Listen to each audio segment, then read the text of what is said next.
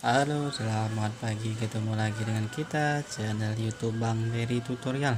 Hari ini kita akan membagikan tips bagaimana cara mengatasi Nokia tipe colokan chargernya yang kecil.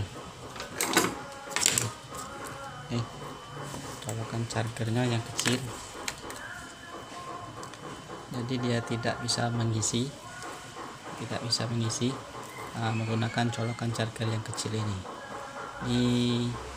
Biasanya kalau chargernya bagus, konektor chargernya yang rusak, bisa jarum yang di bagian dalam ini bisa patah, kemudian bisa juga kotor ataupun bekas terkena debu ataupun air yang kering jadi karat sehingga tidak bisa mengecas. Jadi cara memperbaikinya cukup mudah sekali. Apabila dia patah tinggal kita ganti saja.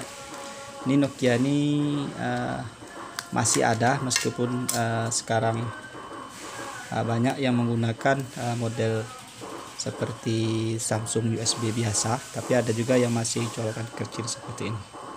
Cara perbaiki cukup mudah, kita tinggal ganti saja. Harganya murah, paling sekitar Rp22.000. Bisa juga kita bisa ambil dari bekas handphone Nokia yang tipe lama yang menggunakan charger kecil, itu sama seperti 6300, 5300, 5130 yang tipe keluaran lama biasanya menggunakan charger ini.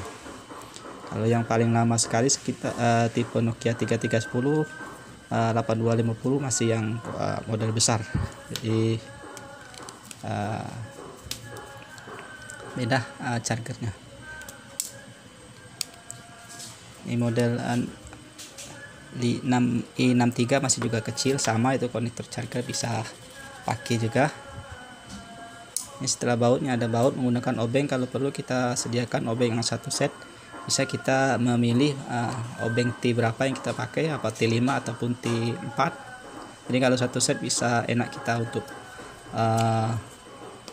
memilihnya. Kalau misalnya bautnya sudah banyak yang berubah, jadi tidak standar lagi, ada yang besar ada yang kecil. Jadi kalau misalnya Nokia tidak bisa charger, cukup mudah. Setelah baut kita bongkar, langsung kita bongkar saja.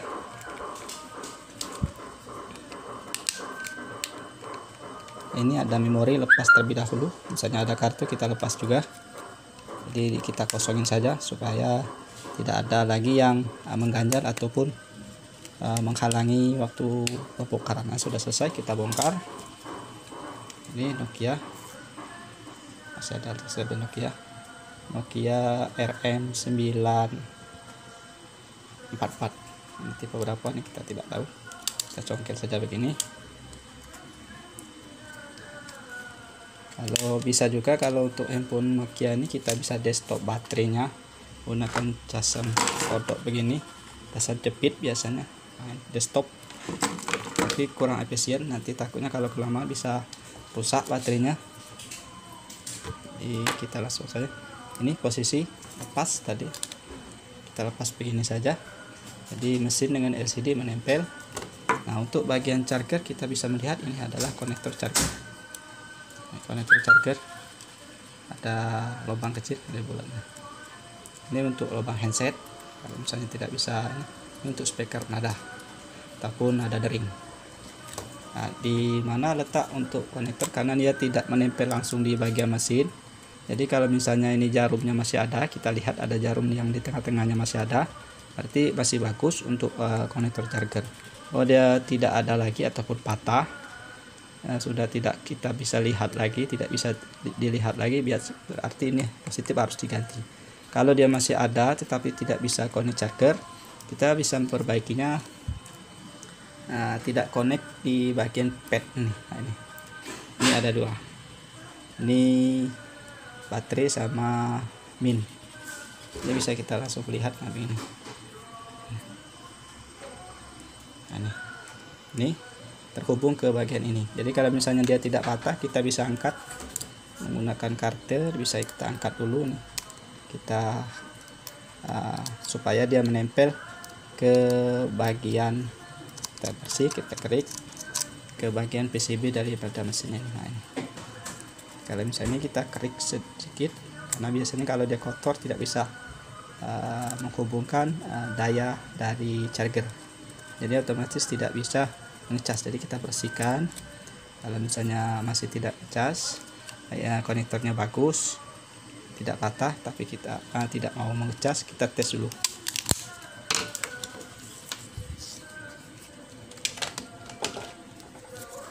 Pasang baterai.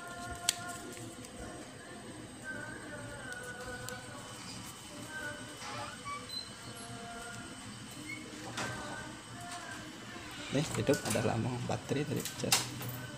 Kita bisa lihat nih. Ya, berarti sudah bagus. Terhubung, jadi hanya kotor saja. Ini bisa kita bersihkan saja. Tapi kalau misalnya tidak bisa terhubung, sudah kita bersihkan, kita harus ganti nih. Ini cara ganti cukup mudah, kita tinggal angkat saja begini. Dia tidak ada baut ataupun solder, jadi nih. Inilah penyakitnya kalau misalnya dia rusak ataupun patah, bisa kita langsung ganti nih. Kalau ganti tinggal pasang saja begini. Tempel saja, sama seperti handset, konektor juga lepas-lepasan. Jadi kalau misalnya di rumah banyak handphone Nokia, coba kita bongkar, kita ambil ini saja bisa.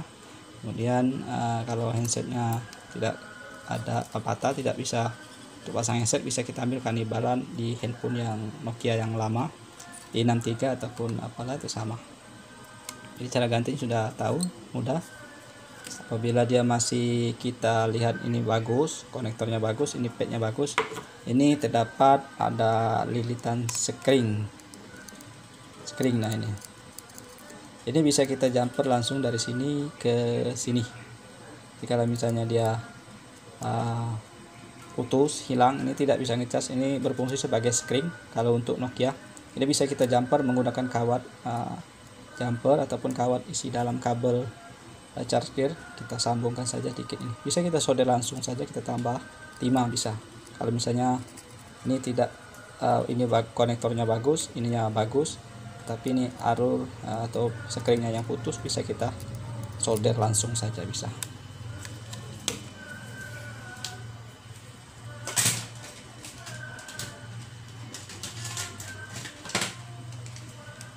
Ini seperti ini, sama nih Nokia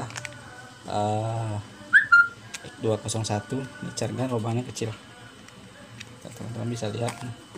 Jadi mungkin masih ada, ini lubang chargernya kecil. Sama nih persis, kalau misalnya rusak bisa kita ganti juga. Ini biasanya yang pakai banyak handphone orang-orang yang tua zaman dulu, yang ini LCD nya rusak. Jadi chargernya bagus, sama ini persis sama seperti ini. Jadi kalau misalnya kita banyak kanibalan, kita bisa ambil seperempatnya seperti konektor chargernya ini.